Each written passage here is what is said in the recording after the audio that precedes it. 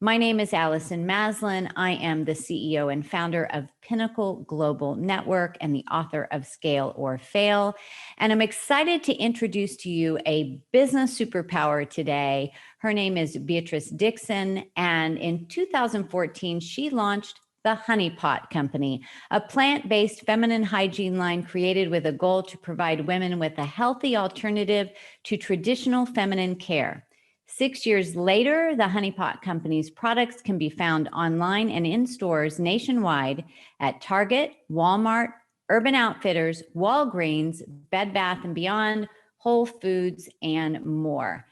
An empowering African-American female entrepreneur, Dixon has been a recipient of Sundial and the Unilever's multi-million-dollar New Voices Fund.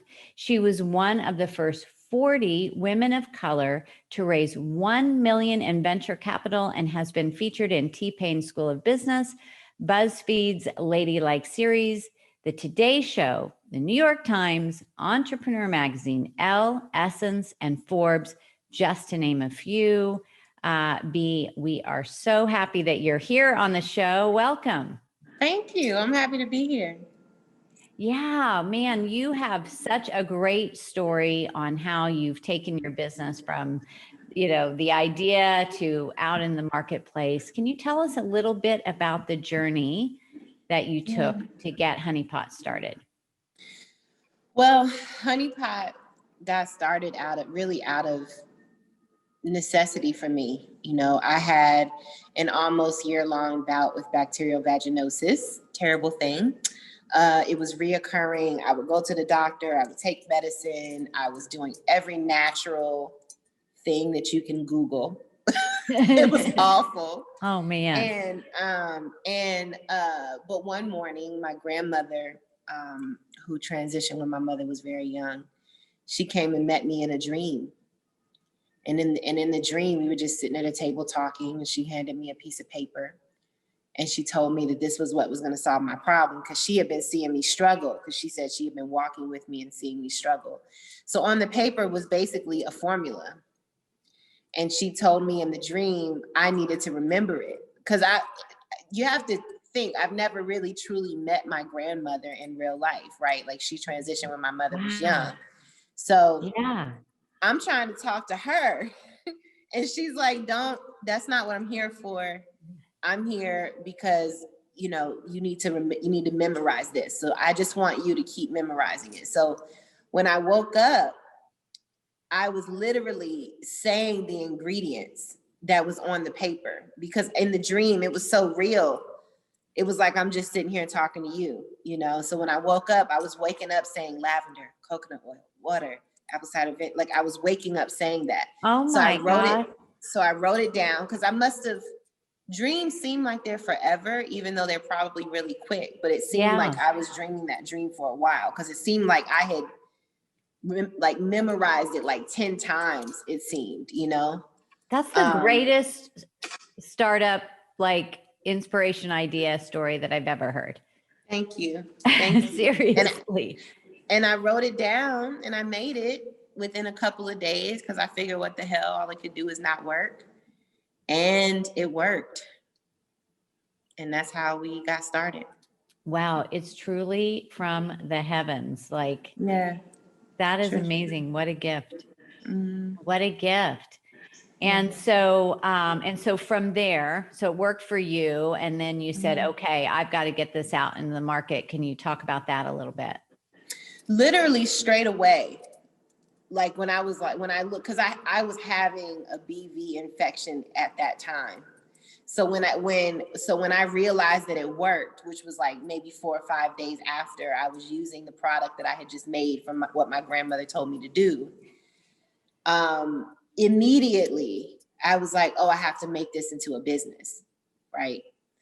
And I don't want to say all this to say that Honey Pot is here to diagnose, treat, or cure anything, because that's not what it is. This is just my personal story. This is what happened. Yeah.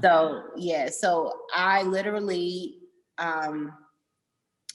in the same moment was like, I want to make this into a company. And And that's what I did, but I didn't start the business straight away.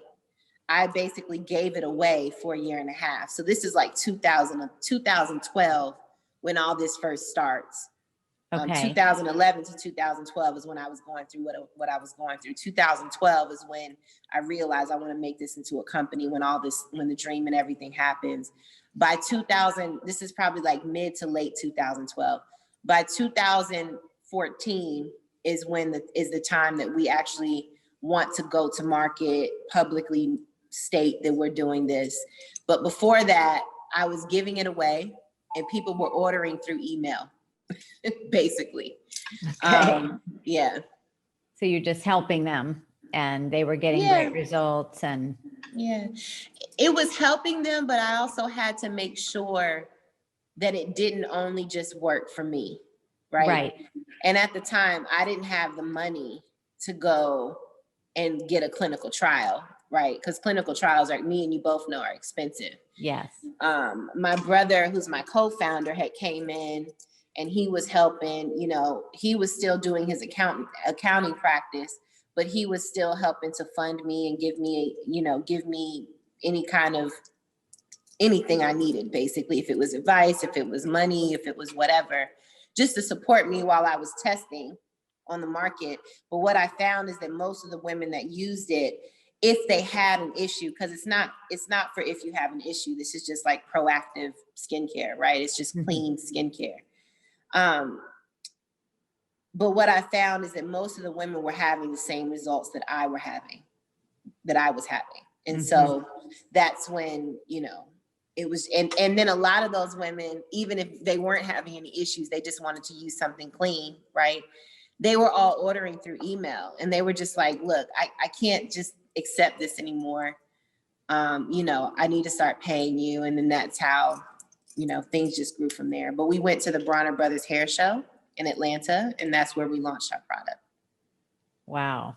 Yeah. That's so exciting. And so where was the breakthrough moment for you that you were like, okay, we're going to take this much bigger.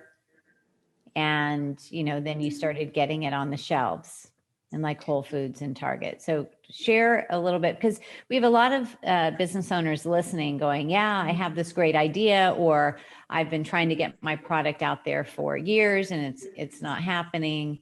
So what was the shift for you?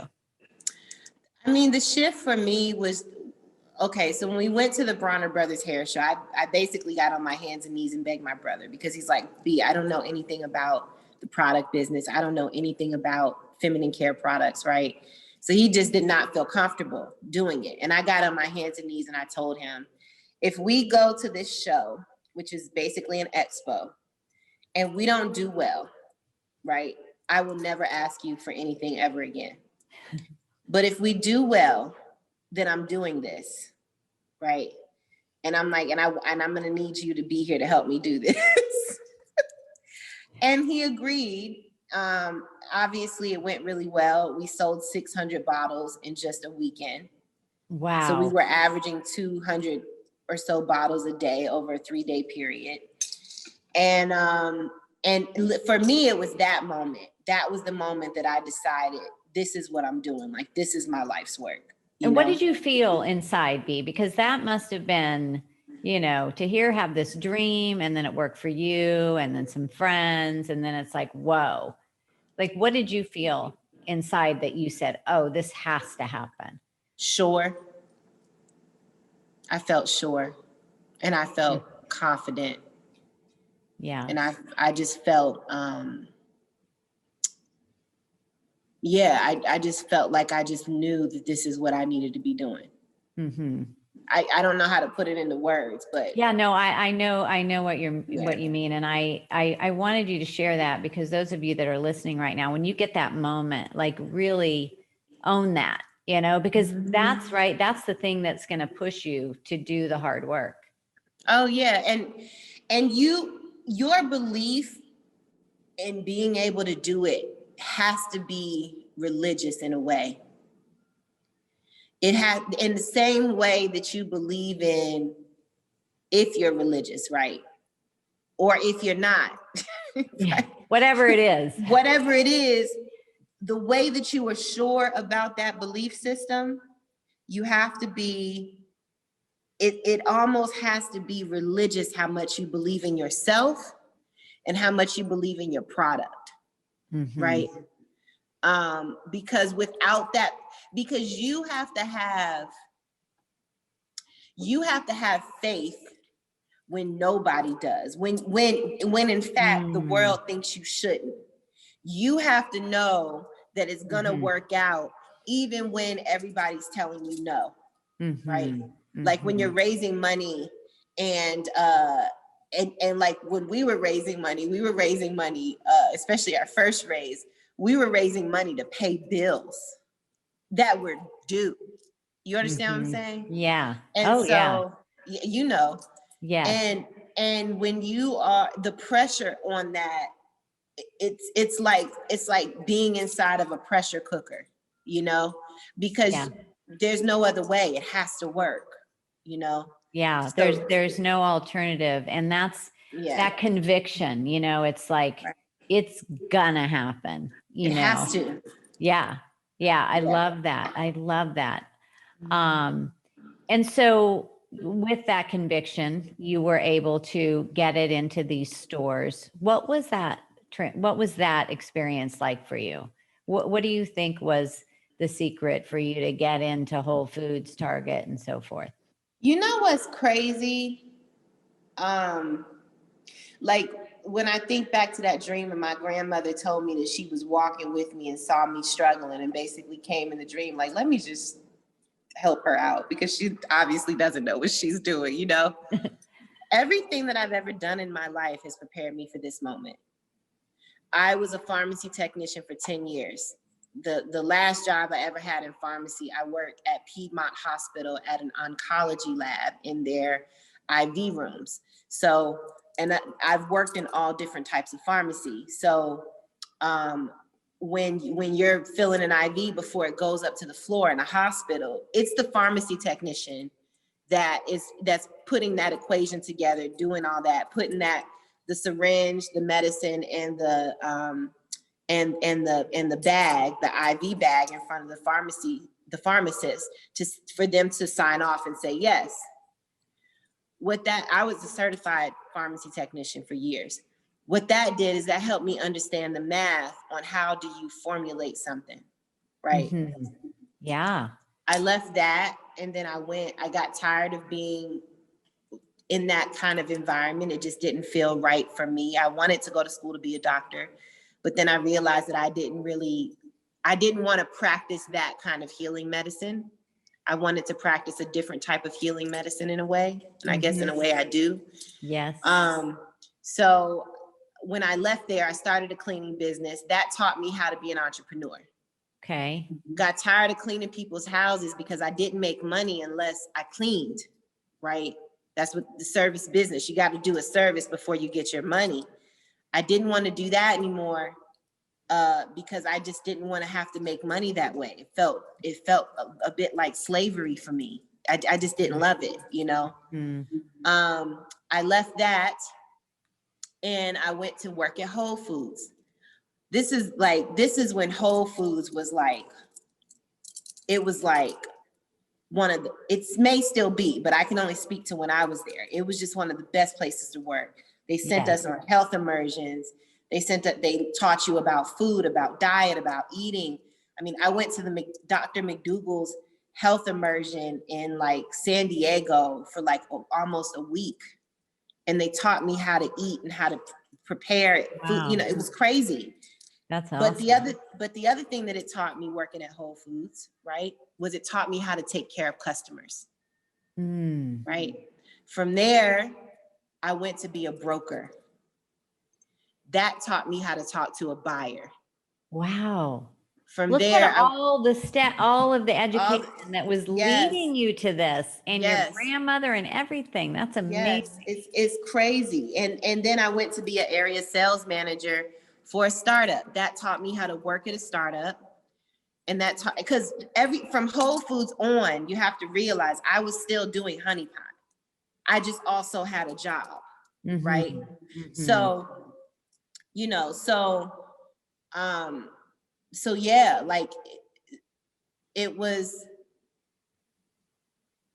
I guess for me, I had just learned it. I was in training, I was just, I had done it, so getting into going and talking and sitting down to a buyer, it had been my job for years. So it wasn't, you know what I mean? Yeah, So, it wasn't intimidating to you. You'd been on the other side of it. You knew the language. Yep, I knew how to talk to them. I knew how to get, like, one of the tricks to getting a product on a retailer, on the shelf at a retailer, especially if it's not a huge one where you can actually walk into the store and put it on the shelf, right? In a natural food store. Yes. One of the hacks is just to tell them, I'm gonna give it to you for free. So I would give them 3 bottles or 6 bottles for free, and I would tell them, if it sells, then that's when you reorder from me. If it doesn't, then you didn't lose anything. Yeah. Oh, that is great. Thank you for that tip. Yeah. I love that. That is such a great idea. Anything else? Any other tips or something that as approaching retailers, maybe something like, do not do this? Never, if it's a small retailer, right? If this is where you're starting off, I'll tell you a big retailer in a second. But if it's a small retailer, never just walk into the store. Always call the store and say, hey, store, whatever, this is my name. This is the company that I do. If you make skincare, then you want to say, I want to talk to the body care department. And then you get on the phone and you ask for the buyer, and then you ask them, can you make an appointment to talk to them, right? And then you go in and talk. Don't ever just show up, right? It's better to call and make an appointment. And then the other thing, with big retailers, it's almost important, depending on what you're doing. And first off, don't think that you need to just go right into volume retail. You kind of want to be ready for that. You need to have you need to have access to some cash, right? You need to understand your operations. So I don't think that you should go into retail until your business has made it to over $250,000. Yeah, that's a great tip. You really need to have your systems down, because nothing would be worse if you got an order and you can't fulfill it. Yeah, and you need to understand how to deal with it. You have to, before going into volume retail, it's really important. Some people have their own manufacturing and they do that, right? And I'm not telling you not to do that. The only thing is, if volume retail is your play, right? And if you have a brand, it's really important for you to be able to grow your brand. If you have a brand and you do your own manufacturing, you have 2 businesses. You have a brand that you got to grow, and you have a manufacturing facility that you have to run, right? Good point. Good point. Like for me, what I would recommend that you do is you find contract manufacturers to make your product for you, give you a really great price. That's their business. That's all they do. They're not trying to be you. They are trying to be what they do. Mm-hmm. A lot of people get afraid of contract manufacturers because they don't want to sell their formula, because they think the CM is going to take it from them. But that's what contracts are for, and NDAs are for, right? Like, and not only that, manufacturing is their business model. That's how they make their money. If they wanted to be a brand, they would just go out and do it, right? So, I think that it's important to at least have made $250,000, because you really need to understand how to manage a supply chain before you go into retail. You gotta know, okay, this is the threshold when I need to order more product, right? These are my manufacturers. These are my lead times. These are the trucking companies that I'm using, right? You have to have an internal operations team. You need your operations, and your finances are of major importance when you're thinking about going into retail.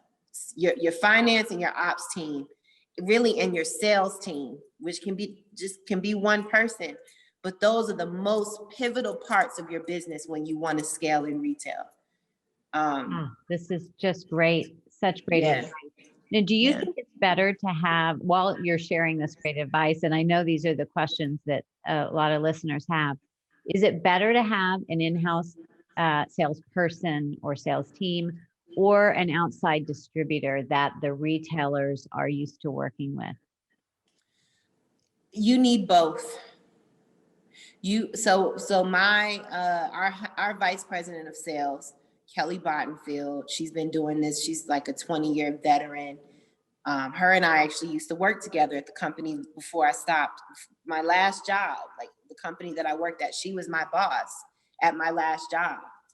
And I always told her, I want you, like I want to bring you with me, but I could never do it until I could pay her what she was worth, right? The reason why it's important to have an internal vice president of sales when you're ready, right? Because that's even if it starts off on the lower side, it's still a 6-figure salary, right? There's just no way around it. You can get it for high 5 figures, right? But that is a salaried position, and if the person's good, meaning they have experience working with Target, with Walmart, with Walgreens, with CVS, with all the big guys, which is why you pay somebody to be in that position, is because they have experience in sales and they know how to manage a broker network. That is massively important. Mm-hmm. You need somebody on your team that understands how to manage a broker network, which is what you were just talking about, because they are going to know how to set those brokers up for success. They're going to know how to sell them our product. They're going to have our best interest at heart, while the broker may be working for 100 brands, right? Yeah. So I think that you need both. Yeah, that's such great advice, Bea, because I think a lot of business owners, especially when they're starting out, or even well into the 6 figures, they're still trying to be the brand, manage the sales too, and that means there's hardly any sales because there's only so much time in the day. And you were smart to bring in somebody who, once you were able to, somebody that already had the experience, the network. You had, but that's what you pay them for. You don't hire a salesperson who's never done sales before. Yeah, no. Right. And sometimes we get in that trap when you're first starting out, because you just need people to help. You just need hands, and people are willing to help, right? Right. But the thing that'll catch you up is if the person that you've hired does not know how to do the job, you're just paying them money and it's just going down the drain, right? You don't pay somebody that type of a salary to learn on the job. You pay somebody that type of salary because they can teach you what they know on the job, and they can execute that job properly. Yeah. Well, there's a saying is, the goal is to be the dumbest one in the room. Right. And what that means is hire experts, exactly, that know their stuff. Right. So I love that. So what were some of the biggest challenges for you in scaling your company from, startup to a bigger enterprise? I mean, I get asked this question all the time. And I know everything that we do is a challenge, right? I mean, we literally pull things out of thin air every day and make them a reality, right? So sure, I could list out a list of things that were challenging and difficult, but the fact of the matter is I'm up for the challenge. Oh, I love it. Whatever it is, I'm here for it, right? Like bring it, Bring it, yeah. Because when you decide to take this path, you got to be a little crazy. You can't think like everybody else. You have to have this higher level of thinking and navigating, and you have to be able to see things 20 steps ahead. You don't have to be the expert at it, but somehow you become an expert at things that you don't even know that you knew, because your head is so in the game. Right? When your head is in the game, and you're giving this everything you got, whatever the challenge is, you're going to be up for it, you know? Yeah. You know, I always say once you decide, Yep. once you decide, it's just going to happen and you will find a way. If you're convicted, like you talked about earlier, you will, there's always an answer. There's always. Always an answer. I think a lot of times people get hit with, well, they said no, or they said, I'm like, well, no just means That means that another way around, right? exactly. No just means I need to find another way around, or I just need to go talk to somebody else, right? Yeah. If it's a no for you and it's like a real no, cool. Next, right? Next. Yep. Exactly. Exactly. Now you were as you said, you were working another job while you were getting this business. So what is your advice to people that are there, they want to take that leap? How long do you continue on the side hustle? Do you think that you should have left your job sooner? Like what would you say to somebody that's in that position? I don't think that you should leave your job to work your business full time until your business can run without being affected and pay you the salary that you're making or better. Because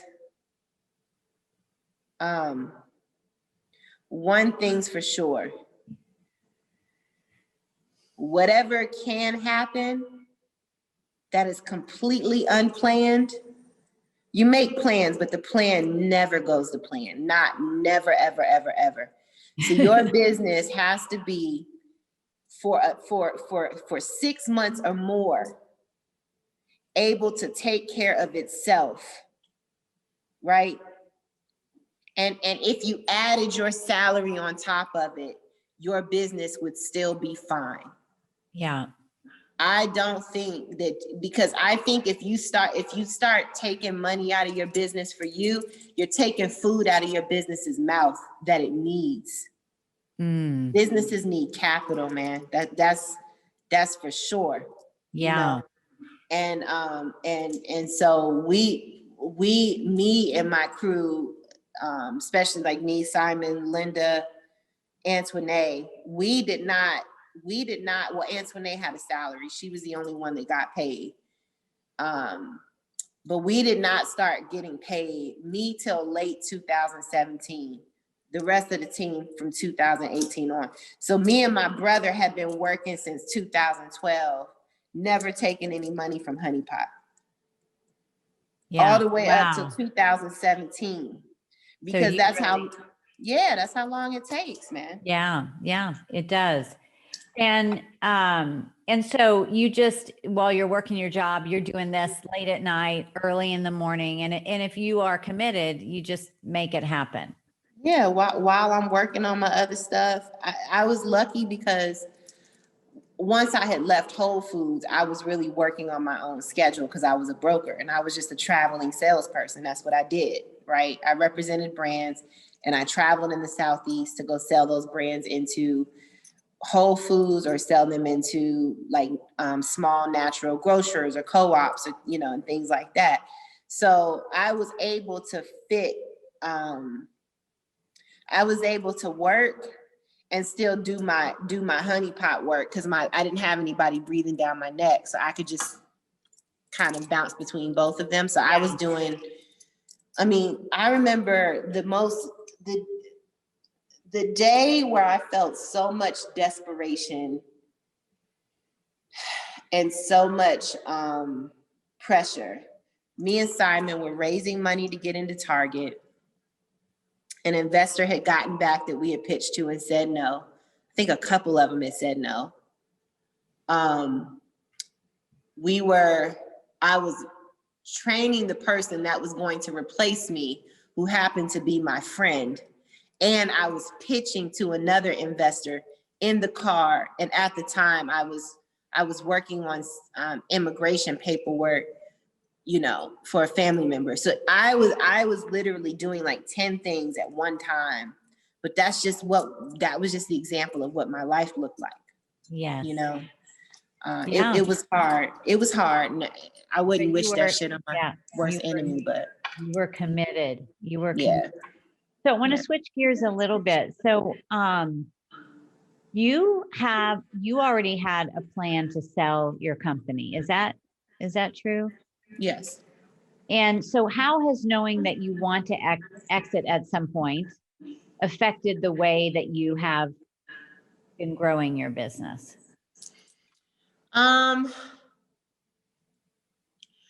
Well, you just have to, look at your business for the type of business that it is, right? My type of business, people still go to the store, right? People buy it online, but for the most part, people go to Target and Walmart and Walgreens and the grocery store to get their feminine hygiene products. So for us, volume retail has got to be a play, right? It has to be a big part of what we do. And then really just understanding and navigating our innovation strategy. That's another thing as well, because we're not like any other feminine care brand. I mean, we are and we're not, right? Because the way that we've decided to do it, we've decided to look globally at being a vagina company instead of just being like a menstrual company or a wash and wipe company. We're putting everything under one brand. So yes, we absolutely have to be strategic and intelligent and paying attention to what's working in the market and what's not. Which is what you would do anyway, right? You would do that anyway, but you really, okay, this is our end game. Right. And I want to reverse engineer that. And because we have venture capital and in money in the brand, right? Venture capital and private equity, you've got to have an exit strategy. Yeah. Because how are they going to get their money back? What was your key? Because this is a big one, okay? And I want to hear, what do you think was the key for you to raise that first $1 million? Well, yeah, you're right. We got into Target, and there was just no other way. Like, before we got into Target, we were making our wash, we were bottling it, capping it, shrink wrapping it, boxing it, shipping it. We were doing everything, right? Mm-hmm. There was no way we were going to get into 1,100 doors of Target and be making that product. It was almost impossible, right? So we had to raise the money because we had to hire contract manufacturers as our partners to make the product for us so that we could focus on growing our business. So for us, the reason why we raised that first family and friends round was because we didn't really have a choice. We had to get into Target, and when you hire a manufacturer, a contract manufacturer to make your products for you, you can't go to that manufacturer, and if you're going into 1,100 doors, your order is 20,000, 30,000, 50,000 units, right? Yeah. Because you also have to get it to a certain price so that you can make money on it, you know? Yeah. But that helped, right? Getting that big order from Target, then you could go to investors and say, hey, we have proof of concept here. Well, I don't want to give any misinformation. When you get into any retailer, right, you don't get an order. You'll get an email from the buyer giving you your award of how many doors you're going to go into, and the fact that they're choosing to partner with you, right? You're going to get that award, but you don't get an order from any retailer until 6 weeks before it's going to go on the shelf, maybe 8, right? So we weren't raising on an order. We were raising on an award email. Right. And then you get that notice and you've got to hustle. And you got to hustle because there is a deadline. You know that if your product is going to go on the shelf in April, They're going to tell you that they're launching it in April, but what that really means is that they're ordering it by the end of February or early March. So you have to have your stuff together. Yeah. By February, because you don't want to be running up against when they're going to order it. It needs to be you. And the other thing is, you work with distributors normally when you've never worked with a retailer before, right? You work with a broker, who's the person that communicates with the buyer, and then you work with a distributor who understands how the retailer wants to receive their products, right? How they want to get it into their distribution centers and then put it on the shelf, right? So that means that you got to have it into the manufacturer even 3 or 4 weeks before the store is going to order it, because the store, the manufacturer, or not the manufacturer, the distributor needs to have it on their shelf and ready whenever the retailer is going to order it. So you have to be ready 3 months before anything is even going to happen. That is an enormous amount of pressure. That is, and even a little bit more just for the in case. Just in case. Stuff happens, something breaks down in their delay, right? So, So, as we round this out, this has just been so great, Beatrice. I mean, really, really helpful to so many business owners, and your knowledge is just so valuable. What are some of the mistakes that you see business owners making when they're trying to get the investors, or they're trying to raise capital to grow their business? The biggest thing, I think, is doing it too soon. We're in this new age where being in business is popular, right? Having your own company is popular.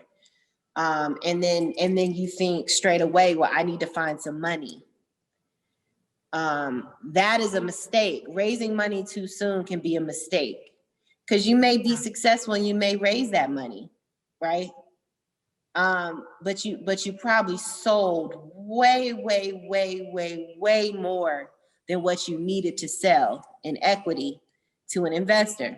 The biggest reason why is because it's really important for you to understand your business. It's really important for you, just like your book is called Scale or Fail. It's important for you to fail in order to scale, because you have to fail a lot to understand what works and what doesn't work, right? It's not really a good idea, in my opinion, to raise money in a business where you don't even understand it yet. You haven't even worked it. You don't even know how the market is gonna, this is so, you're preaching to the choir here. Like, this is so, I say this all the time, because what happens is, and tell me if you see this, is that business owners get, they get a bunch of money. They don't know how to run their business. They make all kinds of mistakes, and then the money's gone. And they haven't even gotten off the ground yet, because they didn't have their systems or their people, their processes.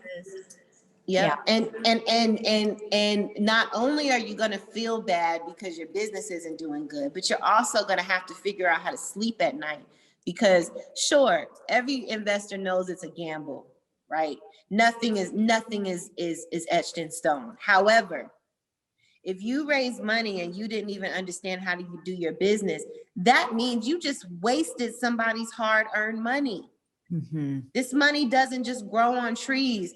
This money comes from like high net worth individuals who may have had to work their ass off to make that money. You understand what I'm saying? Thank you for saying that, because I think there's this idea of, oh, it's just no big deal. No, it's a huge deal. Mine. It is. Because the moment you bring in somebody's money, look, sure, I want Honey Pot to be absurdly successful for my benefit. But my benefit is not, I'm like last in line. I got to make sure my investors come, their interests come before mine do.